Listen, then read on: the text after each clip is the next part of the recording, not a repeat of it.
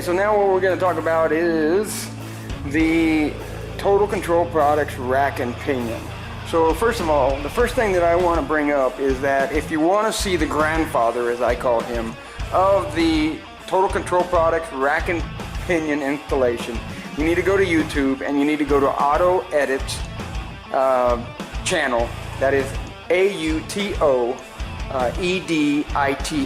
Auto Edits. Jason over there is the one who is actually the grandfather of actually installing the rack and pinion system here that I'm about to do here. He has a 73 Mustang Coupe, which he calls Large Marge. He's using a lot of Total Control Products front and back, you know, these chassis stiffeners up on top. I mean, really, it is a TCP car, basically, is what it is. And nothing wrong with that. It's actually absolutely perfect as far as I'm concerned. I'm going to basically be emulating a lot of things that he's doing, but there are some slight things that I'm going to do a little bit different. Now, when you actually go and buy a Total Control Products rack and pinion for this particular car, they are going to send you to his video in order to install your rack and pinion. I mean, literally, there are no instructions, none, zero, for what, you know, to put this thing on this car. They give you a piece of paper, and I can't remember where that is offhand right now, but they give you this piece of paper basically that tells you installation guide, and it'll just tell you in there, basically it has a bunch of troubleshooting information, and it just says, yeah, go to the video, and that's how you're supposed to learn how to put it in. Now, nothing against Jason. He has done an amazing job. However, if you look and you watch that video, you will find that it's very heavily biased to the passenger side. He's basically got the car up on jack stands pretty high so that he can sit down underneath there and do the work, but the camera angle is generally always on the passenger side.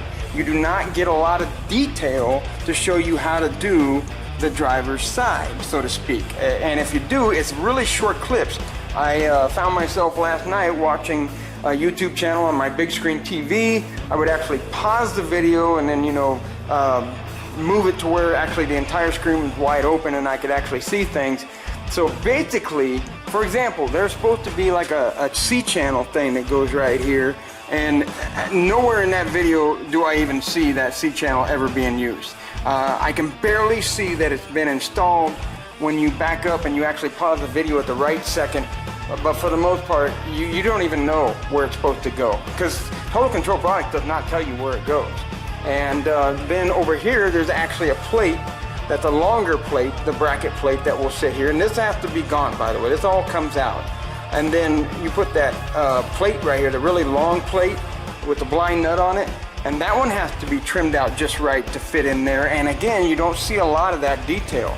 Now, of course, over here on the passenger side, all of this right here comes off. There will be a hole drilled right there. You will actually see that in his video. And you take that plate, you put right there, and then you weld it in, and ta-da, you've got yourself a mounting bracket plate over here.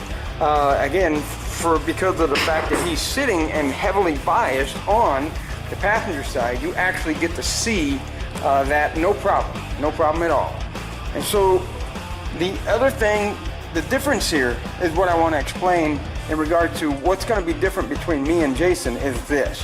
I'm going to try to actually show you step by step and where and how. I mean, I'm going to give you general measurements, but by no means are these measurements that I'm going to be giving you any kind of standard or you know, I'm not the instruction book, and neither is Jason, and you should know that when you watch it. But I'm going to give at least a little bit better instruction or more detailed steps than what he did, just because I'm pretty sure there's other people out there kind of like me in the beginning going, how in the hell do you put this thing in? Because it really, I'm floored, actually. I don't understand why a Total Control product does not have better diagrams and pictures of how to install it. Obviously, this is a custom thing, but nonetheless, I mean, if anybody were just to buy this and you have no idea how to do, you know, really in-depth type customization stuff, you're going to have a difficult time trying to understand how this goes in. So again, do not use these measurements that I'm going to give you as the standard. It's just, you know, it's a general spec. It's basically what it is. Your 73 may be twisted a little different, and it may not be exactly the way my 71 here is going to be. Okay, so now let me just talk also about with Jason.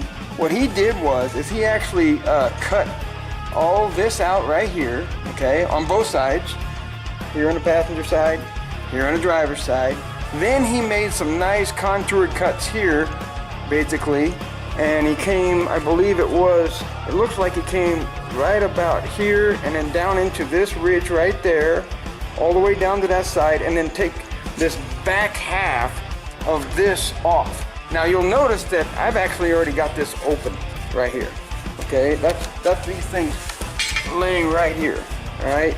So at one point, basically this was on here like this. This was a box tube kind of fashion thing at one point, and it looked like that. And the reason why that's that way is because yesterday I brought the plasma cutter over here. I wanted to make sure that it actually worked, and I ended up doing so by kind of testing it here and just cutting this bottom plate off. Okay, and it's no big deal, right? Because here's the thing, that's, as you can see, all rusty, and here on this leading edge, it was actually really rusty and wore to where it was thin. Like it was, like it's gonna be, it's not gonna take but maybe another 10 years and it's gonna be rusted out. So I wanted to get rid of that. In fact, that is the major difference between me and Jason, is that I am actually going to cut this right here. This cross member is going to be gone. You will see the full bottom of this oil pan when I am done cutting this completely out. Now Jason, in fact, when I looked at his, this is not all curled up and beat back like mine is. It actually looks a lot better. And the leading edge is, you know, sitting here kind of nice and pretty. He shined it up really good and he painted it. So that's the other reason why I want to remove it, because it's all mangled, kind of beat up here. And honestly, when I had the car back in high school, I may have hit the ground somehow, but I think it was this, actually, that was hitting the ground. Maybe once or twice when I went over speed bumps. But for the most part, I don't remember ever feeling this hit. But I think somebody before me had a little too much fun. But nonetheless, this whole center section is going to be gone.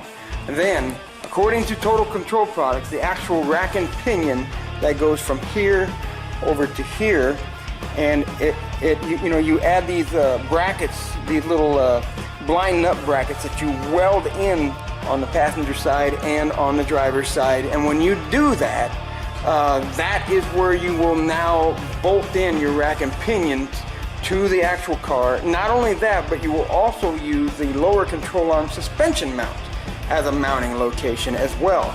So you're going to be able to mount it here, here, here, and here. So you're going to have 4 really solid bolts. So basically, according to Total Control Products, that rack and pinion is heavy duty enough and structurally sound enough to replace this cross member entirely.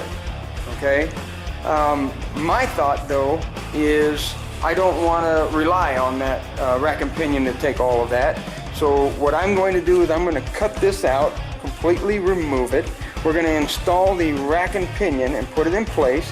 And then after that, I plan to modify somehow these what I call these lower control arm cups, I guess is what I call them, because they actually have a deep, well recessed area in which the lower control arm sits inside here and the bolt goes through here, and then the lower control arm goes out here to the bottom of the spindle. And basically I plan to modify the edges of these lower control arm cups, the wells, I guess if you want to call them, and to where I can bolt on a piece of metal, a bar, a round one, you know, something that looks, in my opinion, almost factory when I'm done. And that will give this thing strength to where it won't be relying 100% on the actual rack and pinion itself, okay? And the other reason why I want to make it removable is twofold. Number one, I want to make it removable so that if I ever want to remove the oil pan or do any work underneath this car, and I want the rack and pinion and this cross member totally out of the way, I can do so. I do not have to remove the engine from this car to actually do any work down here. That's the main reason why I want to remove that. And secondly, the big reason for me too is that I'm doing so much custom work here that if I do something to this car, I get it all primed, I get it all painted, undercoated, that kind of thing. Then I go ahead and install something and it does not work because it's not meant for this car, it doesn't fit for this car. A header comes down here and it gets in the way and it actually contacts that cross member or something of that nature. It's not really a big deal because what I can do is I can actually take the cross member, unbolt it, and sticking with that bolt pattern, modify a new one, and then bolt it back in to have a solid cross member. So that's the other reason why I'm doing that, because technically if I really wanted to, I could have almost like a drag race pan here where I could be deep sump from here clear back to here right before the rack and pinion. Now of course that there can't really change per se, but it fits on a factory car. But this idea that this cross member I'm going to put in there, we don't know what's going to happen there. But I'm pretty certain that I'm going to make it to where it will work with anything and everything that I want to do with this car. Again, big thing is it doesn't really matter because I'm making it boltable, so we can in fact unbolt it and modify it and put it right back in.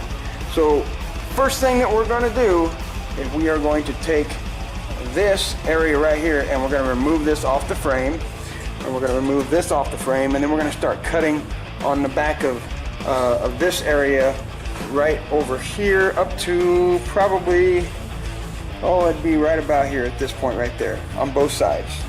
So right about where the curve is at there, that's where we're gonna start cutting, and then this whole thing will come out, and we'll put the rack and pinion in first, and then we'll go ahead and eventually modify to put that boltable cross member in. So that's how we're going to get started on the rack and pinion.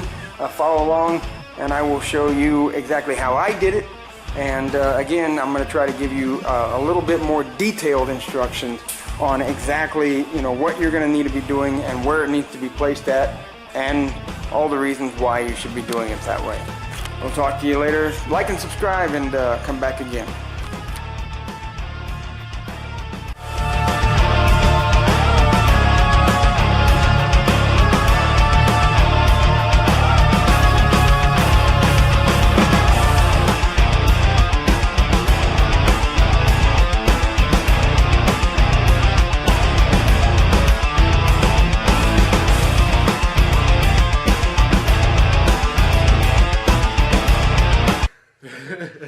Yeah.